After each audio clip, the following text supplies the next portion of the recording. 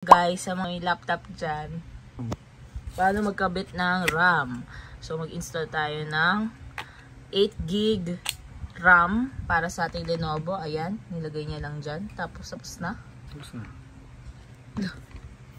Ganun na yun. Ganun na ba yun, guys? Yun na yun. Hala, 500 na singil nila doon. Gabi naman sila. Ganun lang pala, guys. Oh, pwede nyo kayo lang pala magkabit. Pwede ba yan magkabit sa hindi naman computer engineer? Ha? Oo naman. Ayan, pero ito guys, Kingston to. Ayan, may warranty sila and installation guide. Tapos, 7 days replacement siya sa PC Express. Meron to sa mga SM Mall, mga, yan, sa Cubao, meron, tsaka SM Marikina. Kahit isang SM siguro meron guys, dun sa mga computer, tsaka phone section ng SM. Yan. Tapos after niya ilagay, open niya. Ang ginamit natin guys is Kingston SODMM DDR4. Guys, yun kasi yung brand na compatible sa aking laptop. So, machi-check nyo naman sa laptop nyo and matatanyo nyo sa PC Express kung ano yung compatible sa laptop nyo. So, check nyo ngayon guys. Ayan, may mga guide kung paano i-install kung ayaw nyo magpa-install sa shop. Sa PC Express.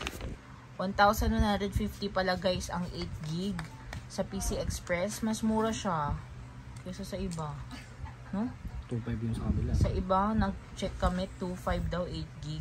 Pero meron din naman sa online. Check nyo guys kung mga legit naman. Pero maganda talaga sa SM kasi meron silang mga binibigay na resibo. Tapos may warranty and replacement pa. Yung warranty 1 year kahit sa PC Express. Tapos 7 days replacement kapag hindi nababasa yung RAM. So yun, check nyo agad. So ayun guys, dati 4GB lang kasi yan. Naging ano na, paano na malalaman? 12GB kasi 8 plus 4 kasi guys yung dati niyan, itong Lenovo ko, IdeaPad. So ngayon ay 12GB na siya, diba? Kabuwag. Kahit di ka na mag-upgrade ng laptop. Ganun pala yun, pwede pala yun. Thank you so much, computer engineer. So ayun na nga guys, yun lang yung gagawin para mag-upgrade ka ng RAM ng iyong laptop. Kaya malaman muna kung ano yung ano nila, kung anong model ng laptop. Alamin nila yung model ng laptop, tapos tingnan nila kung anong klase ng RAM, DDR4, DDR3, DDR2. Pero ngayon kadalasan mga laptop ngayon DDR4 na. Ngayon, kailangan makita dun sa may BIOS kung ilang frequency para match. Ilang frequency, DDR4, tapos kung ilang gig ang lalagay. Kung 8GB, 4GB, 16GB, ganun.